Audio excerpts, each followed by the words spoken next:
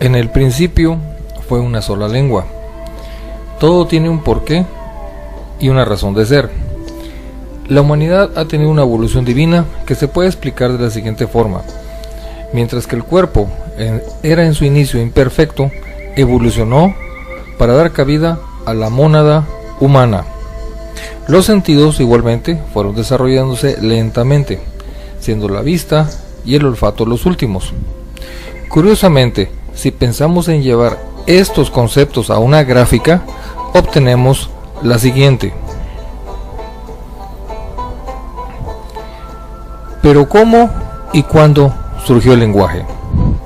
La primera raza, la uraniana, era etérea, carecía del habla, pues también carecía de mente en nuestro plano. La segunda raza, los hiperbóreos, tenían un lenguaje del sonido, a saber, sonidos cantados y compuestos de vocales solamente. La tercera raza, la lemuriana, en la primera mitad de su evolución como raza, desarrolló una clase de habla que solo era un ligero progreso sobre los diversos sonidos de la naturaleza, como el grito de los insectos, gigantes y de los primeros animales.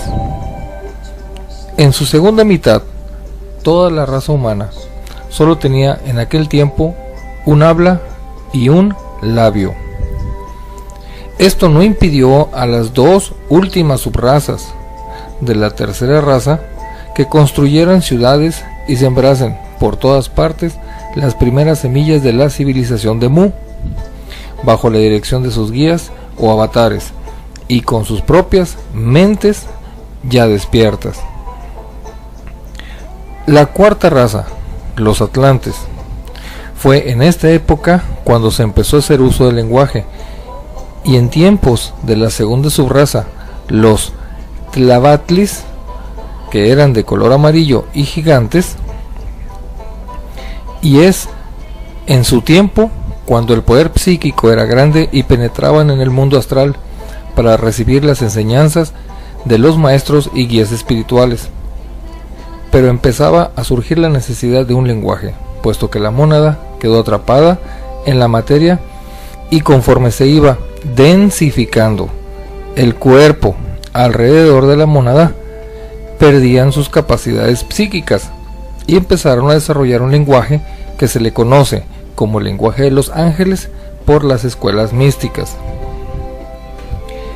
Pero hasta que la mente racional fue desarrollada en tiempos de los toltecas, se empezó a estructurar un lenguaje. El lenguaje, a la par de la evolución del cuerpo y mente, evolucionó en tres formas: monosilábico, aglutinante y de flexión. El idioma monosilábico es el de los primeros seres humanos casi completamente desarrollados al final de la tercera raza raíz. Se comunicaban por lo que ahora se llamaría transferencia del pensamiento, o sea, telepatía. Este idioma monosilábico fue el padre vocal, por así decirlo, de las lenguas monosilábicas mezcladas con consonantes duras, que todavía se usan en las razas amarillas. Los idiomas aglutinantes se hablaron por algunas razas atlantes, mientras que otros troncos de la cuarta raza conservaron la lengua madre. Los lenguajes tienen una evolución cíclica, tienen su infancia, madurez y muerte. El lenguaje aglutinante decayó y quedó como idioma fósil fragmentario, esparcido y casi limitado a las tribus aborígenes de América. Los idiomas de flexión.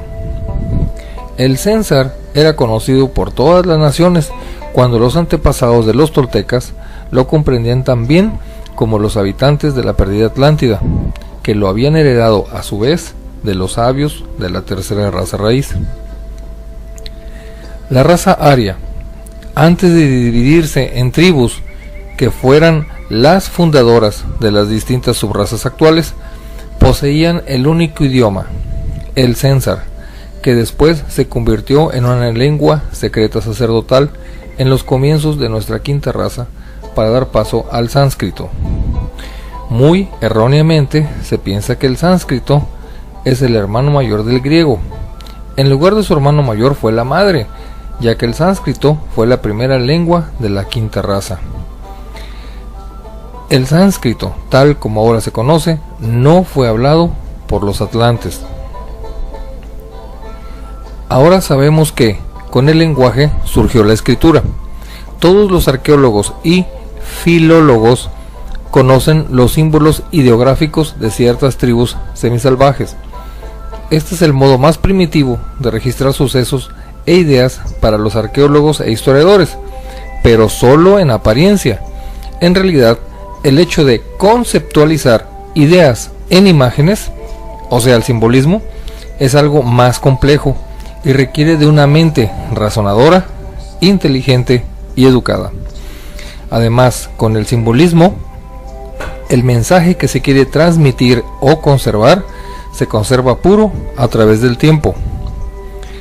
Esta es una de las muchas razones por las que ha sido usado en las grandes tradiciones religiosas y místicas del mundo. La escritura china, a mi humilde entender, es de las más avanzadas que ha tenido la humanidad. La escritura fue inventada por los atlantes y no por los fenicios. Retomando el tema, ¿existió una sola lengua? Existieron algunas, pero hubo una que fue la predominante e influyó sobre las demás de manera imborrable. Y esta lengua fue la que se habló en el continente de Mu o Lemuria.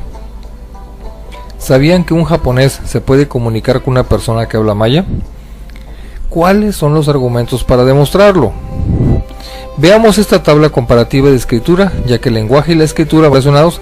Aquí podemos ver en esta tabla comparativa los alfabetos en lengua inglesa, Mu, maya, egipcio y uigur respectivamente.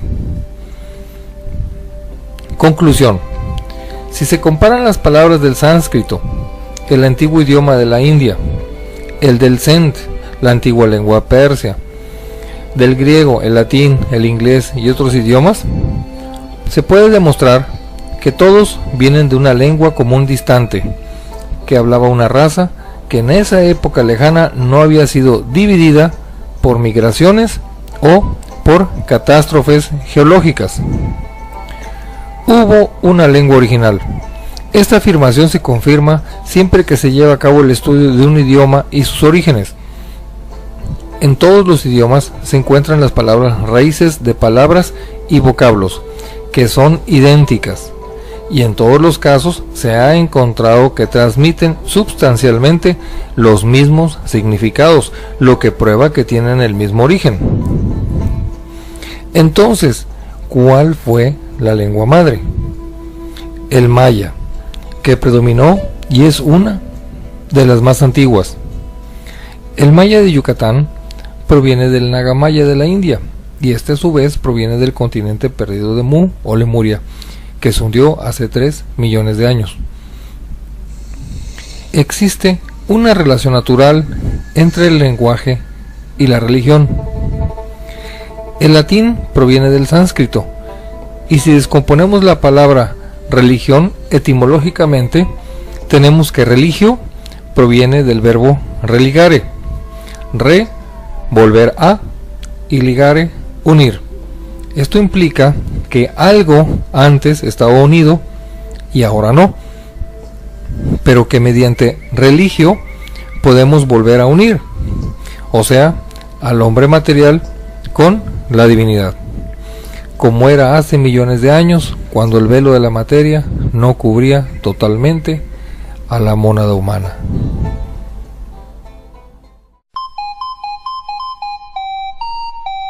¿Qué es el lenguaje?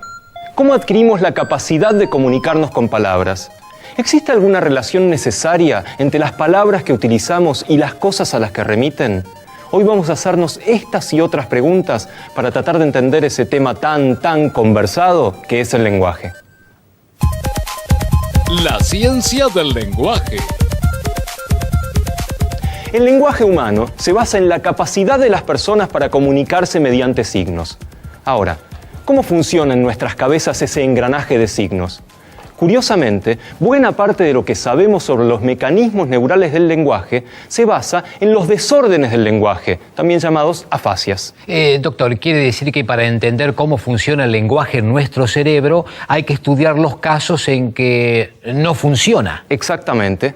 Notable. Le digo más. Según el famoso neurólogo Oliver Sacks, la palabra favorita de la neurología es déficit, ya que casi todo lo que sabemos sobre el funcionamiento del cerebro viene de cuando algo falta o algo anda mal. Sigue siendo notable. Para demostrar esto, vamos a llamar a otro compañero, otro sujeto experimental de trabajo, el MCE, el modelo cerebral electrónico.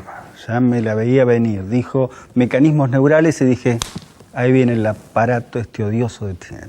Doctor, usted ya cuenta con 2 sujetos experimentales sumamente probos. Me parece innecesaria la invitación de un tercero no humano. Bueno, señores, no se pongan así tampoco, si es simplemente un compañero de trabajo más. Le pido al MCE que ingrese, por favor. Bueno, Dice que está muy contento de compartir esta prueba con nosotros. Dígale de nuestra parte que nosotros también, que estamos chochos. ¿qué hace? ¿Cómo anda? Lavar ropa con pata. ¿Me trajiste el sacuchito que te pedí? A ver. ¡Ay! ¡Esto me tiró una patada! ¡Me lo hizo a propósito! Bueno, no, debe ser una cuestión de estática, una descarga a tierra, ¿Pero pobre. qué cuestión de estática? Lo hizo a propósito, flor de patadón me dio. Doctor, yo le digo que ese monstruo tipo película clase B tiene planes oscuros e inconfesables. Señores, tranquilos, por favor, sigamos con la experiencia. Vamos, La ciencia estudia las afasias, o sea, los desórdenes del lenguaje, para tratar de comprender cómo funciona el lenguaje en nuestro cerebro. Esto no va a quedar así, ¿eh? Yo voy a ir al sindicato y me voy a quejar. No, puede ya ser. va a tener su Nosotros merecido, estamos despreocúpese. trabajando, nosotros estamos laburando, no puede hacernos esto. Los estudios demostraron que en la mayoría de los casos el hemisferio izquierdo del cerebro es el que está involucrado en el lenguaje. Es más, se identificaron 2 áreas centrales necesariamente relacionadas con la producción y comprensión del habla. El área de Wernicke, que está por aquí, y el área de Broca, que está aproximadamente por aquí. En la afasia de Broca, los pacientes pueden comprender palabras aisladas u oraciones simples, aunque la producción del lenguaje está muy deteriorada. En cambio, en la afasia de Wernicke, la producción del habla es normal, sin esfuerzo, con velocidad y entonación normales, aunque el contenido suele ser ininteligible.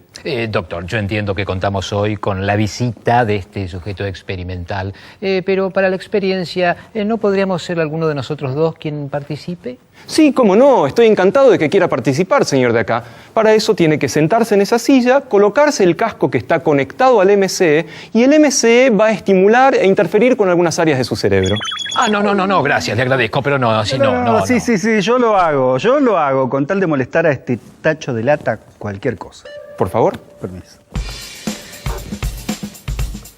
Muy bien, ahora, señor de allá, va a tener que repetir la frase «El gato camina por los techos». Es una pavapa eso. Mientras tanto, el MCE va a interferir con algunas de sus áreas del cerebro. MCE, por favor, interfiera con el área de Broca.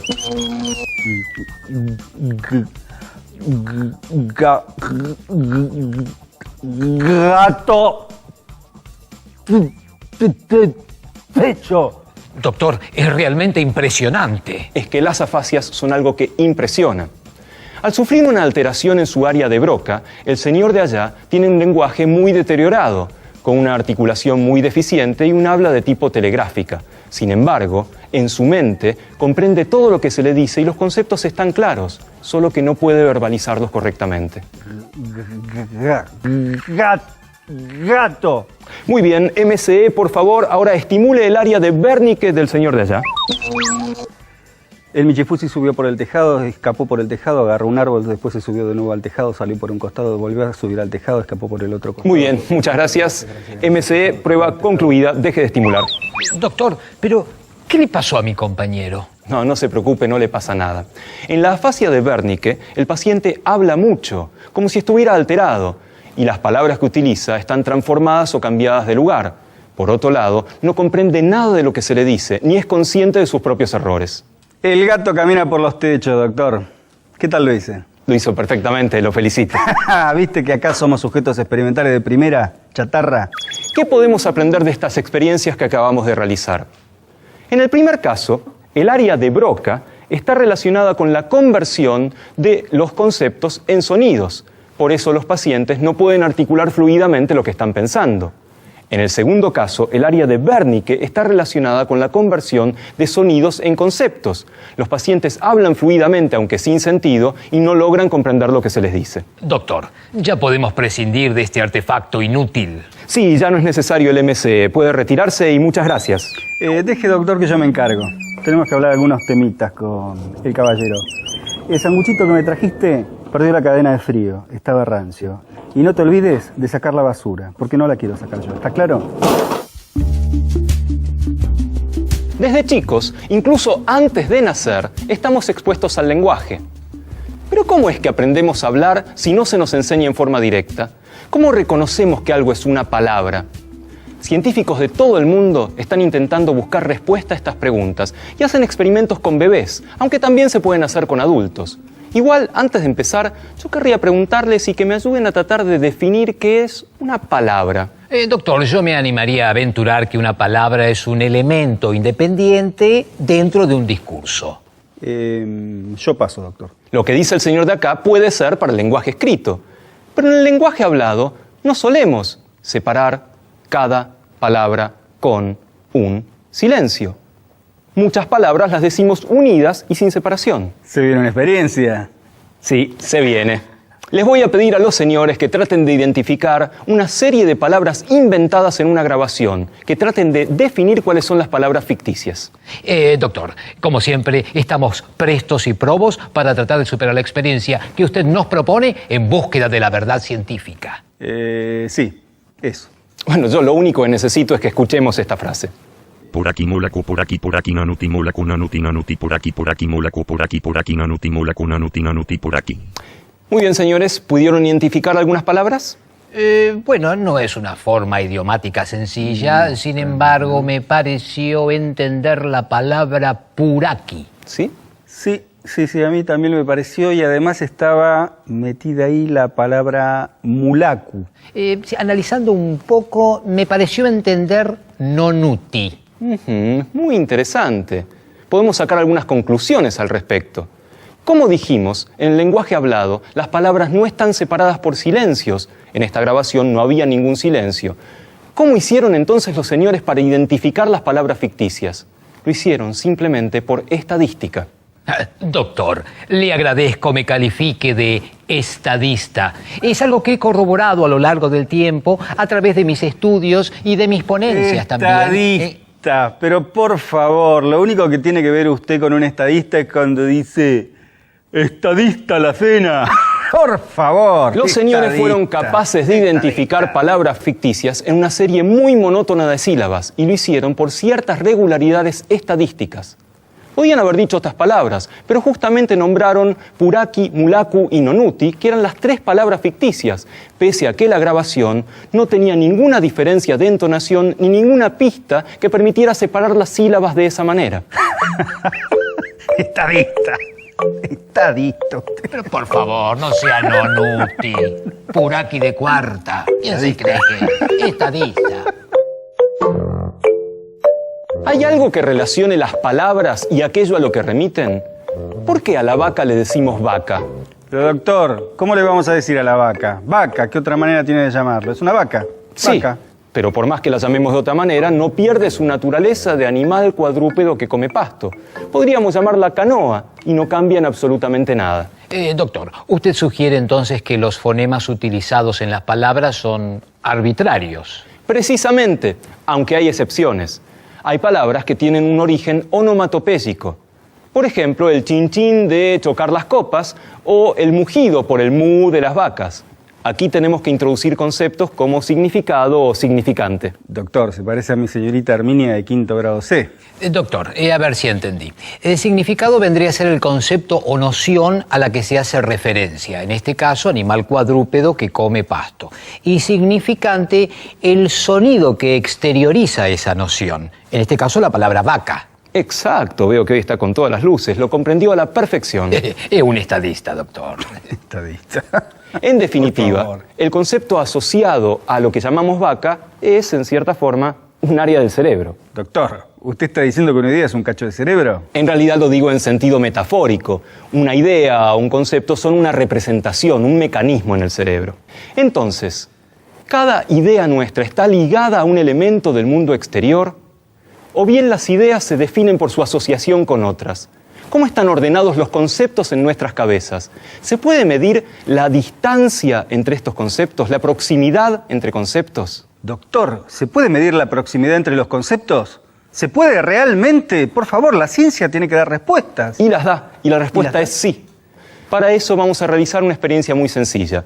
Señor de allá, yo le voy a decir una serie de características y usted me tiene que referir la primera palabra que se le venga a la mente. Sí, cómo no.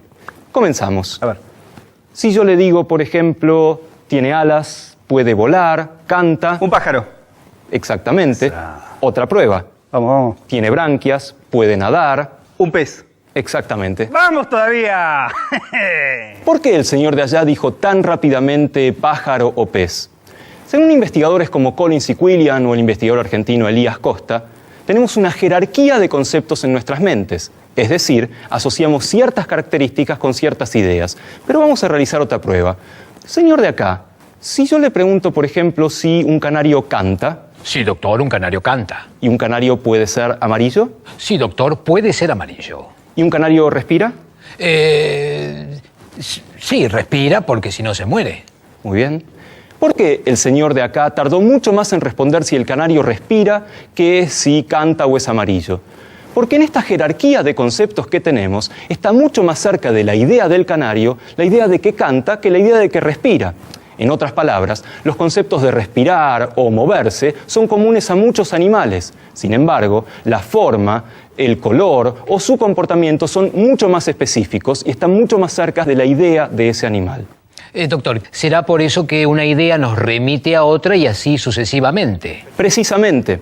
La asociación de ideas tiene que ver con puntos en común entre una idea y la siguiente. Por eso nos va a costar mucho más asociar dos cosas que no se relacionan entre sí, simplemente porque esas ideas están mucho más alejadas en el cerebro. Entonces, doctor, relacionamos más rápidamente los conceptos que tienen cosas en común. Así es. Experiencia. Experiencia. Bueno, está bien, si me lo piden vamos a hacer una experiencia para demostrar esto. Les pido que repitan muchas veces la palabra blanco. Blanco, blanco, blanco, blanco, blanco, blanco. ¿Qué toma la vaca? Leche. No, agua. Pero justamente por la proximidad entre los conceptos, la suma de tomar más blanco más vaca da leche. ¡Ah! Claro, toma agua. Que no va a tomar un martini, porque es una vaca. ¡Qué inteligente! Che, re perfecto. Proyecto G, tercera temporada. Apenas nace un bebé, se inicia un proceso que por natural y universal todos damos por hecho, el desarrollo de la comunicación y del lenguaje. ¿Nos hemos preguntado alguna vez cuál es ese proceso? ¿Cómo aprendemos a estructurar las palabras y las frases? ¿Y cuál es el papel de los adultos en el desarrollo de esa habilidad? En definitiva, ¿nos hemos preguntado alguna vez qué es lo que nos hace hablar? El lenguaje es una de las funciones más cercanas y familiares. Cotidianamente, lo usamos para comunicarnos con los demás y con nosotros mismos. Nos ayuda a reflexionar y solucionar problemas en nuestras vidas. Aunque lo usamos de manera muy espontánea, no somos conscientes de la complejidad de los procesos que estamos realizando al mismo tiempo que lo usamos. El lenguaje, por ser una de las características esenciales de los seres humanos, ha sido estudiado por diversas disciplinas, tales como la antropología, la sociología, la lingüística o la psicología, quienes abordaron su estudio desde diferentes perspectivas. Podríamos definir al lenguaje como un sistema de signos que comunica pensamientos, emociones e intenciones. ¿Cómo explicar el desarrollo del lenguaje en el niño? ¿Se aprende a hablar o venimos con cierta predisposición innata? ¿Deriva el lenguaje de una facultad general para aprender? ¿Aprendemos a hablar por imitación de lo que escuchamos? ¿Cómo es posible que el niño, ignorando muchas cuestiones del mundo que lo rodea, pueda desarrollar la función lingüística de manera tan temprana? Para respondernos a estas preguntas, la psicología general aborda el estudio de las funciones psicológicas desde una pluralidad de niveles que implican un abordaje genético amplio. Desde un nivel filogenético nos interesa analizar las funciones psicológicas considerando su evolución, que da cuenta del proceso de humanización. Pero para entender las funciones psicológicas prototípicamente humanas, tenemos que considerar cómo la evolución biológica queda atravesada por el desarrollo histórico-cultural, generando funciones nuevas por la mediación e interiorización de los instrumentos culturales. En el nivel ontogenético se produce el entrecruzamiento entre biología e historia cultural. En este plano queremos explicar cómo se construyen, cómo se desarrollan las funciones psicológicas, para lo cual abordamos el estudio de su adquisición y dominio. Finalmente, en el nivel microgenético se da cuenta de cómo se realizan estas funciones, cuáles son los procesos y mecanismos implicados en la realización de una función mientras se la está realizando. Todos estos niveles de análisis que implican una concepción genética amplia se integran en una concepción histórico-cultural del ser humano. Para estudiar las funciones psicológicas tenemos que considerar la mediación histórico-cultural y los instrumentos culturales que se producen en esa historia, que indefectiblemente generan consecuencias en el desarrollo de la propia especie.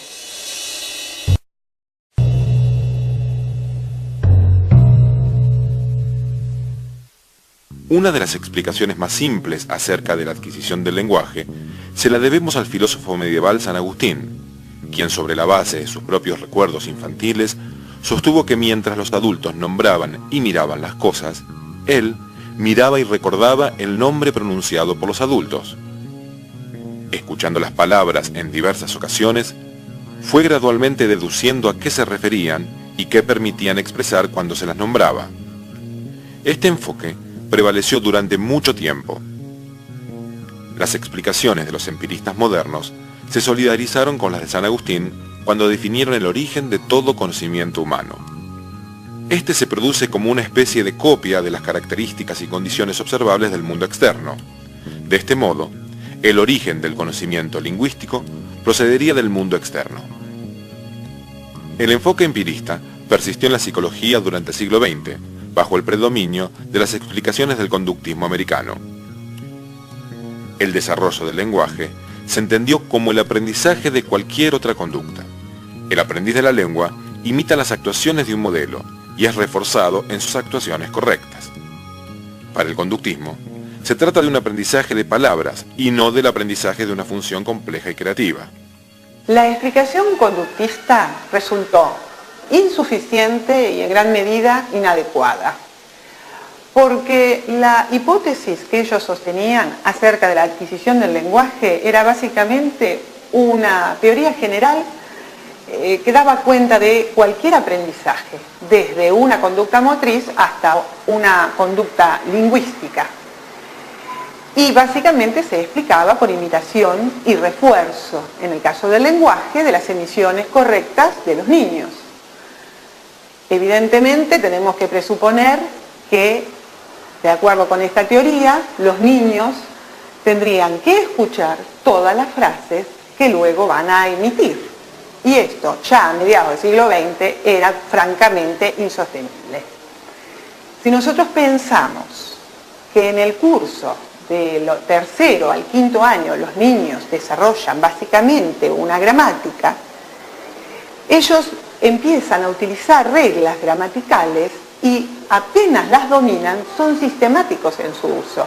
Por ejemplo, cuando utilizan las reglas de conjugación de verbos, aplican la regularidad a todos los verbos. Entonces, estas regularidades ellos no las han escuchado de los adultos. ¿Cómo lo explicamos?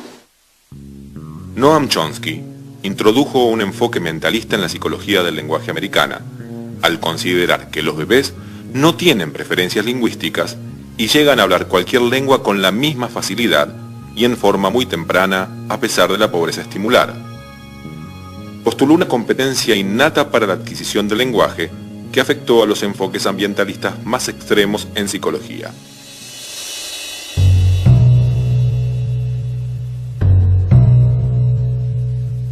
Bueno, para Chomsky el lenguaje es una estructura cognitiva, es decir, es un código mental, es un tipo de conocimiento que caracteriza a los seres humanos y que se hereda, viene en el programa genético, y está en la mente y de ahí no puede salir.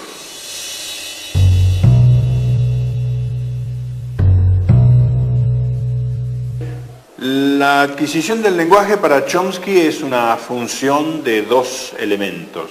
Uno es una capacidad innata que se llama facultad del lenguaje o hoy en día gramática universal, y la otra es la experiencia lingüística, es decir, lo que el chico escucha.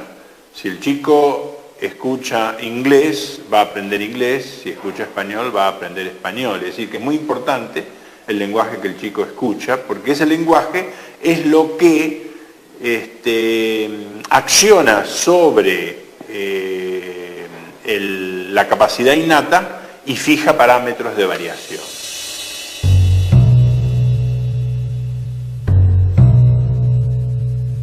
Sí, principios y parámetros son dos conceptos que explican los universales lingüísticos, es decir, lo que todas las lenguas tienen en común. Esos son principios, son pocos y muy generales, como las leyes de la física o de la biología. Y los parámetros que explican o describen las diferencias entre las lenguas, y son todos binarios. Es decir, que el chico en realidad no aprende o adquiere una lengua, porque ya la tiene. Lo único que tiene que hacer es elegirla, mediante la fijación de parámetros. Un ejemplo puede ser el sujeto obligatorio. En inglés, por ejemplo, toda oración tiene que tener sujeto. En cambio, en castellano el sujeto muy a menudo se omite. Esa es una variación paramétrica. El chico sabe que en su lengua va a tener sujeto. Lo que no sabe es si va a ser obligatorio en todas las oraciones o si a veces lo puede omitir. Eso depende de la lengua que escuche.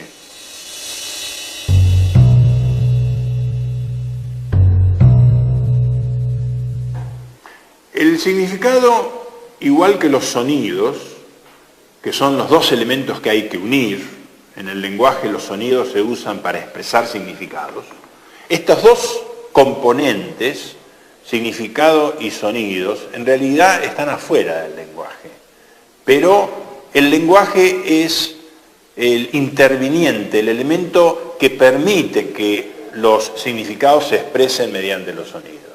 Los animales expresan sus sentimientos o sus conceptos, por rudimentarios que sean, directamente a través de sonidos. Los humanos no. Los humanos expresan sus significados a través del lenguaje, es decir, a través de una sintaxis que combina palabras y que es creativa. El medio de comunicación que tienen los animales no es creativo, es instintivo. Ellos tienen que decir lo que deben decir por naturaleza. En cambio el hombre no, el hombre dice lo que él quiere individualmente.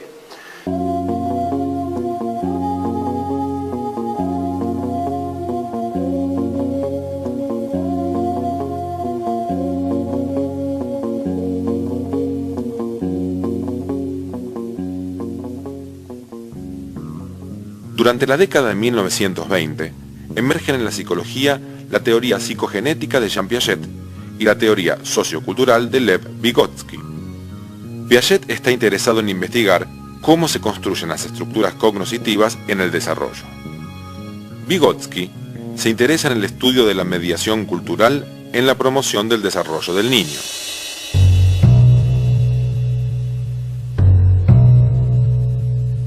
Vygotsky entiende la génesis del lenguaje a partir de su origen social en las prácticas intersubjetivas. Tiene su génesis en dos raíces, una etapa prelingüística del pensamiento y una etapa preintelectual del lenguaje que comienza a atravesarse parcialmente en el curso del segundo año de vida del niño, organizando el pensamiento lingüístico y los significados socialmente compartidos. Su función inicial está al servicio de la comunicación o habla externa. A lo largo de su desarrollo, el niño discriminará la función intelectual de la comunicativa, que le permitirá una recursividad sobre su propia conciencia a través del habla interna.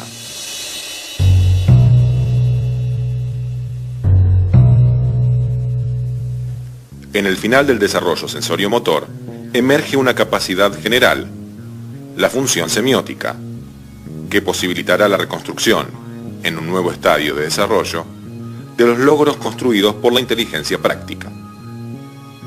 La función semiótica permite representar un objeto ausente, un significado, por medio de un significante diferenciado que solo sirve para esa representación. La misma se expresa en la imitación diferida, el juego simbólico, la imagen mental, el dibujo y el lenguaje. El lenguaje, como construcción social colectiva existente, es incorporado por el niño sobre la base de una función semiótica que ya se ha construido y que, a lo largo del desarrollo, potenciará el poder del pensamiento.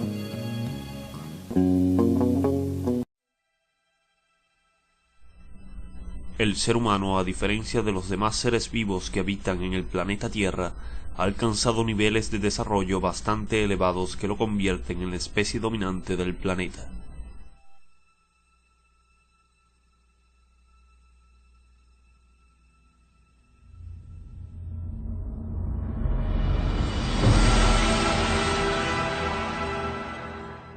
La expansión y desarrollo de la civilización humana no hubiera sido posible sin la facultad que adquirió la especie para intercambiar estructuras complejas de información.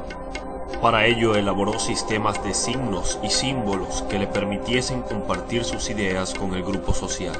Estos sistemas son los que constituyen el lenguaje, que en resumidas es la capacidad del ser humano para comunicarse mediante un sistema de signos y corresponde a una capacidad o facultad extremadamente desarrollada en nuestra especie. Además es un sistema de comunicación más especializado que los de otras especies animales, a la vez fisiológico y psíquico, que pertenece tanto al dominio individual como al social y que nos capacita para abstraer, conceptualizar y comunicar. Para comunicarse, los individuos hacen uso de diferentes tipos de lenguaje.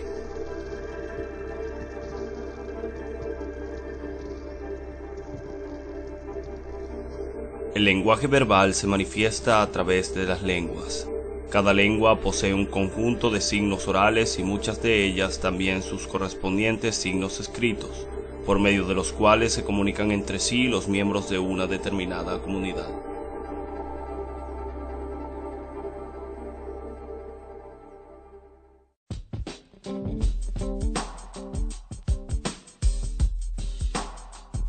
En este tipo de lenguaje, las señales son producidas vocalmente y recibidas a través del oído.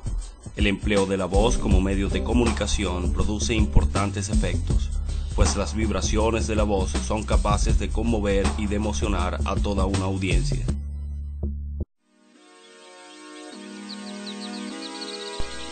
En el lenguaje escrito se emplean signos gráficos que se perciben por la vista.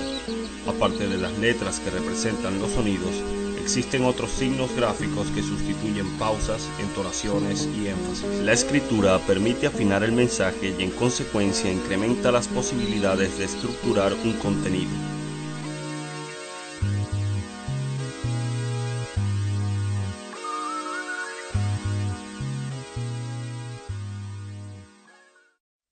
El lenguaje kinésico es el conjunto de señales comunicacionales que tiene que ver con los movimientos, actitudes y expresiones corporales y faciales que utilizamos los seres humanos cuando interactuamos. En estos gestos y posiciones se reflejan los valores impuestos por el contexto sociocultural que marca tales manifestaciones como adecuadas o inadecuadas. Nuestra especie ha creado imágenes o representaciones gráficas que se conocen como iconos y símbolos. Todas estas diversas manifestaciones han dado lugar a que se hable de muchos lenguajes, el lenguaje de la música, de la matemática, de la informática, entre otros. En el campo publicitario, artístico y audiovisual son tanto utilizados como desarrollados constantemente. Las funciones del lenguaje.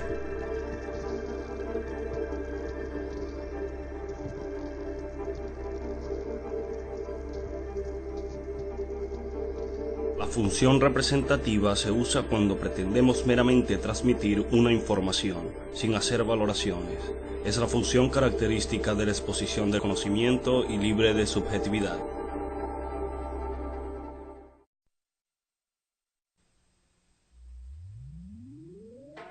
La función expresiva es utilizada cuando el emisor pretende dar cuenta de su estado físico o anímico.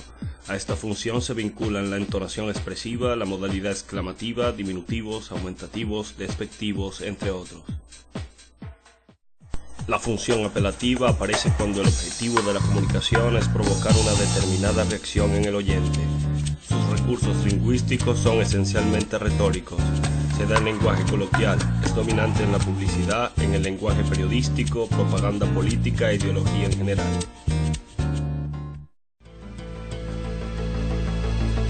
La usamos para comprobar que la comunicación es físicamente posible. Su contenido informativo es nulo o escaso. No se pretende intercambiar información, sino mostrar la buena disposición mutua.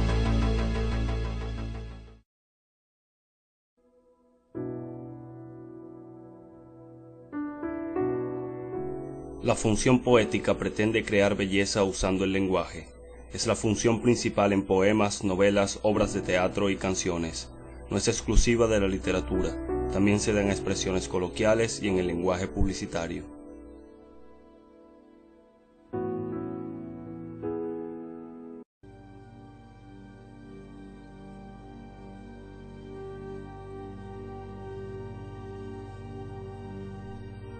La función metalingüística se utiliza cuando se usa la lengua para hablar de la misma lengua u otra cualquiera. Esta función se centra en el código, es decir, en la lengua respectiva de la que se hable.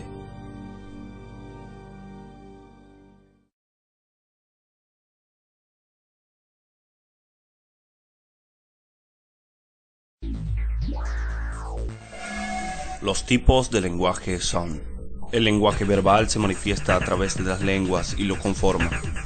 En el lenguaje oral las señales son producidas vocalmente. El lenguaje escrito son signos gráficos que se perciben por la vista. El lenguaje no verbal lo conforma. El lenguaje kinésico son las expresiones corporales y faciales. Las metaseñales son representaciones gráficas que se conocen como iconos y símbolos.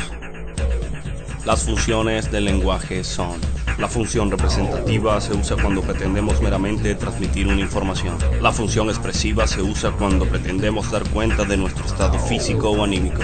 La función apelativa es la función de mandato y pregunta. En la función fática no se pretende intercambiar información, sino mostrar la buena disposición mutua. En la función poética se pretende crear belleza usando el lenguaje. La función metalingüística se utiliza cuando se usa la lengua para hablar de la misma lengua.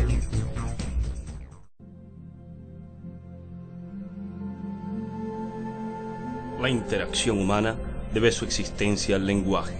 Esta capacidad de nuestra especie ha permitido el desarrollo de la civilización y ha incluso sobrepasado los límites de la atmósfera terrestre. Por ahora, los tipos y funciones del lenguaje seguirán siendo los mismos a menos que en un futuro la evolución nos haga capaces de manejar un lenguaje telepático.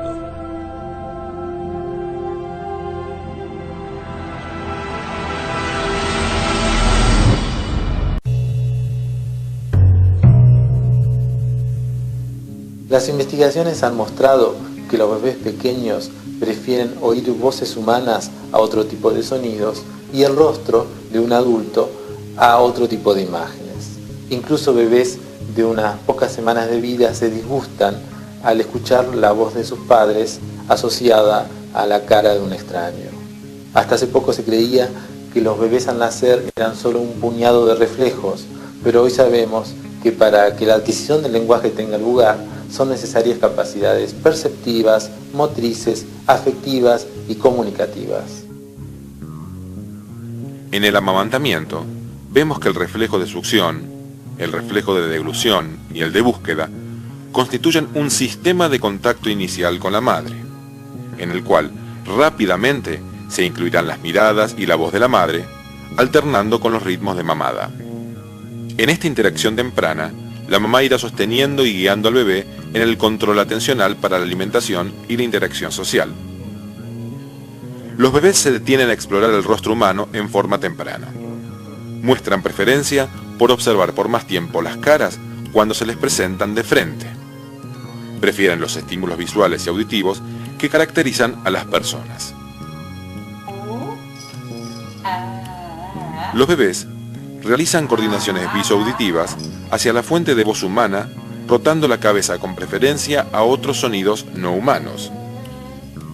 Tienen conductas protoimitativas. Realizan imitaciones de movimientos de la boca que ven en el adulto. Tienen recursos expresivos universales, como la sonrisa, el llanto y otros gestos. Son sensibles a replicar estados emocionales en sí mismos, en lo que constituye una experiencia intersubjetiva primaria con sus padres. A partir de los 6-7 meses, comienzan a manifestar conductas de anticipación. Paulatinamente, los bebés van pudiendo captar las intenciones de los adultos en la comunicación, como así también expresar sus propias intenciones. Entre los 4 y 8 meses, van mostrando en forma creciente que son capaces de compartir, en la interacción, su interés por los objetos del mundo. Ahora, las interacciones comienzan a enriquecerse incluyendo los objetos, no solo para poseerlos, sino también para compartir, como tema de la interacción con su madre. Este proceso se llama triangulación. Entre los 8 y 12 meses, aparecen las primeras conductas de comunicación intencional, los protoimperativos y los protodeclarativos. En las conductas gestuales protoimperativas, el bebé emplea al adulto para obtener determinados objetos.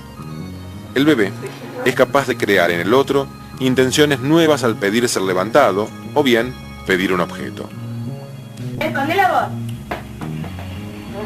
También es capaz de comunicarse con otros acerca de los objetos. En los protodeclarativos, utiliza los objetos para obtener la atención del adulto, con el fin de compartir la experiencia. Durante el segundo año de vida, se hace capaz de producir símbolos, verdaderas acciones significantes que representan a los objetos. La emergencia de esta función semiótica conjuga la necesidad comunicativa por compartir la experiencia sobre los objetos con la capacidad de representarlos como tales objetos y analizar sus propiedades. El desarrollo del lenguaje resulta de la integración progresiva de procesos diversos y muy complejos. Requiere del despliegue de principios formales básicos que posibilitan una competencia lingüística o gramatical. Pero para activar esta competencia es necesaria la interacción social del bebé con los adultos. En ella se desarrolla la competencia comunicativa. Estamos ante procesos que poseen legalidades propias y que pertenecen a distintos niveles de análisis. Será necesario, entonces, recurrir a diferentes aportes teóricos que permitan capturar la complejidad y diversidad de procesos presentes en el dominio del lenguaje.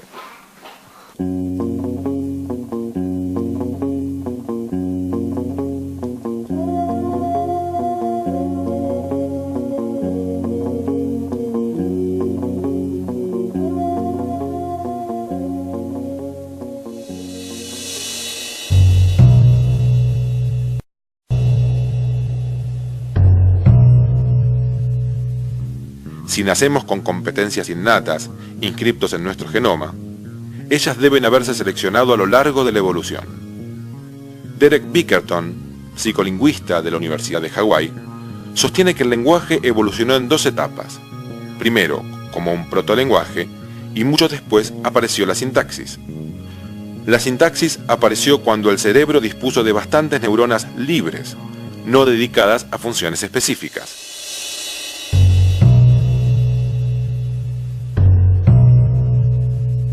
Digamos, no existe al momento ninguna teoría seria que pueda reemplazar a la idea de que el lenguaje es producto de la selección natural. ¿Sí? Hay otras maneras de que uno pueda arriesgarse a pensar en el origen del lenguaje, pero que definitivamente no son muy serias. O sea, el lenguaje es un rasgo sumamente complejo, elaborado y con un diseño particular que ajusta perfectamente para cumplir funciones específicas.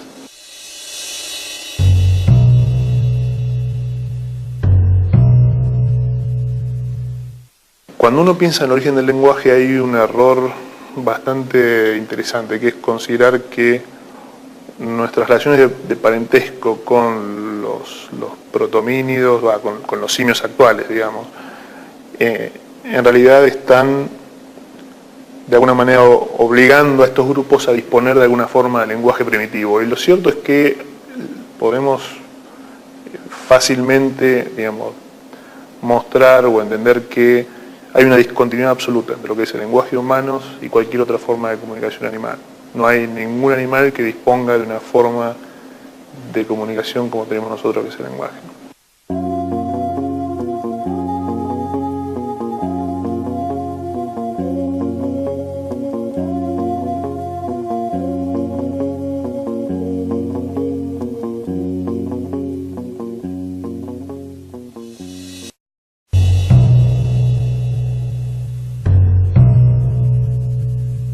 El psicólogo norteamericano Jerome Bruner, de la Universidad de Harvard, se ha interesado por el estudio de las interacciones de los niños con adultos en escenarios cotidianos. Impresionado por los trabajos de Vygotsky y Piaget, articula sus ideas con elaboraciones actuales, considerando que desde el principio somos sensibles a la interacción con los otros, y es esta sensibilidad la que alimenta el camino hacia la adquisición del lenguaje. Las interacciones tempranas poseen ciertas propiedades que ayudan al niño a entrar en el lenguaje. Su modelo se llama sistema de soporte o apoyo para la adquisición del lenguaje.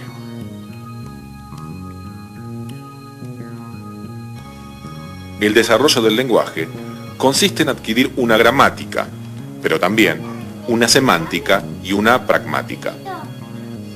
Bruner investiga cómo los niños pequeños usan el lenguaje de manera eficaz para comunicarse, aunque sus emisiones no logren la pericia de un hablante experto. En las interacciones cotidianas se organizarán las matrices semióticas que permitirán al niño dominar progresivamente las formas lingüísticas para transmitir y comprender los significados y las intenciones, como así también los efectos que quiera producir en los otros con el lenguaje. Según Bruner, el niño cuenta con una dotación de facultades originales que le permiten usar el contexto. Desde el comienzo, el niño es un ser activo, coordina acciones dirigidas a un objetivo, combina medios y fines.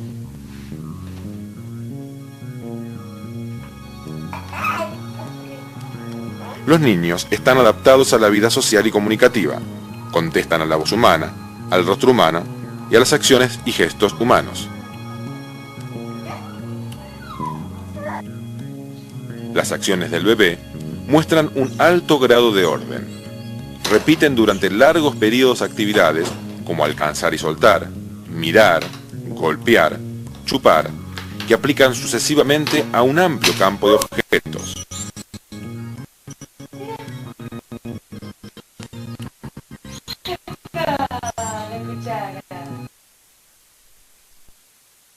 Del lenguaje, tomando aportes de la teoría generativa de Noam Chomsky, el dispositivo para la adquisición del lenguaje. Para Bruner, no basta con explicar cómo se construyen oraciones gramaticalmente correctas, sino que hace falta explicar también cómo el niño logra entender y hacerse entender. Para comprender cómo el niño entra en el lenguaje, toma los aportes de John Austin, filósofo del lenguaje de Oxford, quien le permite introducirse en la dimensión pragmática del lenguaje. John Austin propone en su libro Cómo hacer cosas con palabras la teoría general de los actos de habla. Esta teoría nos permite entender cómo usamos el lenguaje para transmitir y comprender nuestras intenciones y las intenciones de los otros. Cuando una persona habla, realiza 3 actos de habla: el acto de decir, el acto de transmitir una intención y el acto de producir un efecto en el que escucha. Cuando se dice algo, se pueden distinguir los efectos que se producen sobre los sentimientos o los pensamientos del interlocutor, como cuando se ordena, se propone, se critica u otros actos de habla. En la ontogenia aparece un antecedente prelingüístico de la dimensión perlocutiva en el llanto. Por ejemplo, el bebé que produce efecto sobre la madre que acude a atenderlo. Cuando se dice algo, se manifiesta una intención de quien habla, que está ligada a un contexto o ocasión en la que se formula el acto de habla. Vemos que los bebés pronto dan muestras del manejo de la intencionalidad. Esta es Teresa, esta es Mariana. ¿Son amigas esta padre? Sí. En el segundo año de vida, los niños comienzan un desarrollo vertiginoso del vocabulario realizando actos locucionarios. Podemos apreciar que los niños pequeños van dominando progresivamente las dimensiones perlocutivas, ilocutivas y locutivas en ese orden.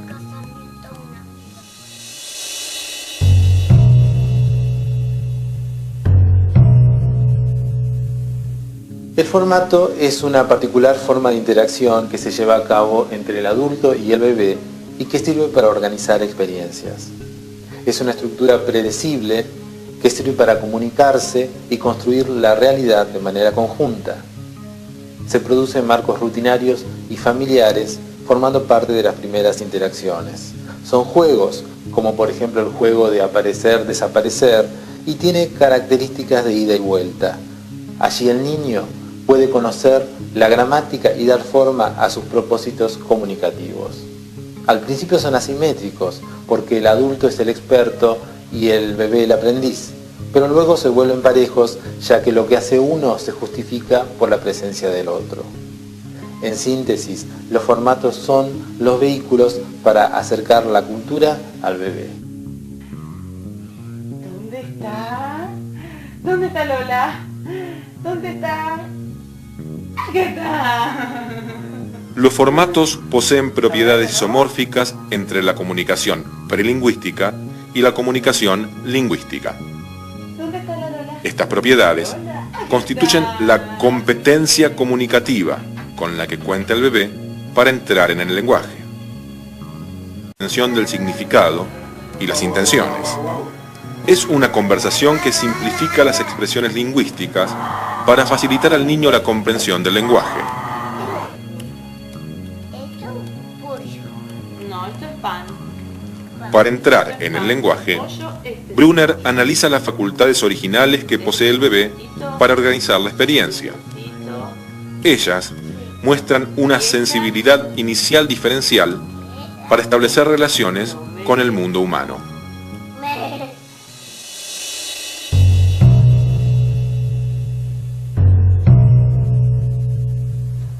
¡Ay, estamos galanas!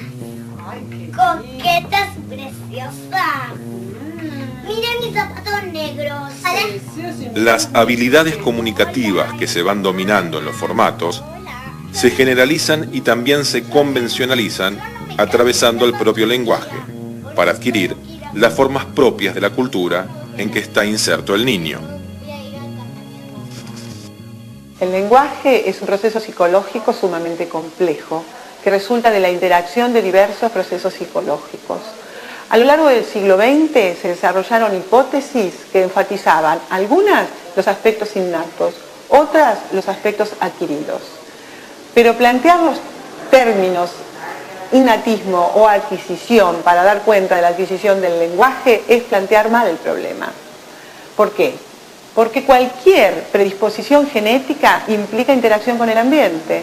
Por lo tanto, la pregunta pertinente es tratar de dar cuenta cuál es ese ambiente.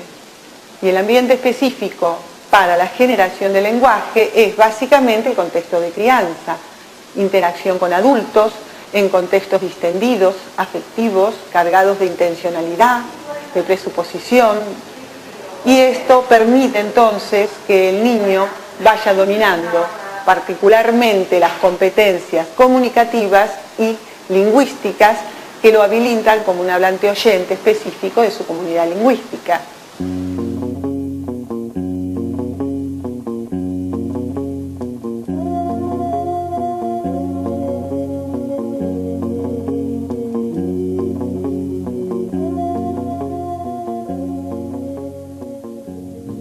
Como hemos podido apreciar, el ser humano posee, además de dispositivos y capacidades de carácter biológico, una historia sociocultural que se entrelaza con ellos y que actúa a través de los adultos. Podríamos concluir entonces, luego del recorrido realizado, que el lenguaje es un proceso psicológico complejo que nos habilita para entendernos y hacernos entender de una manera específicamente humana.